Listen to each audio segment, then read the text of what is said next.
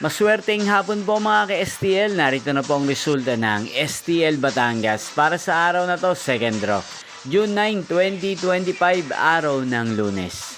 Naway mga natayaan nyo po mga numero kanina ay manalo nawa ngayong hapong ito, 4:30 PM. Kaya kunin nyo na po ang inyong mga tickets, narito na po ang resulta.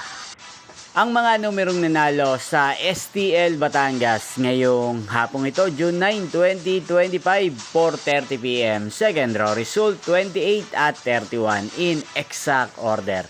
Sa lahat po ng tumaya kanina sa STL Batangas para second draw ng 28 at 31, congrats po sa inyo, panalo po kayo. Again, 28 at 31.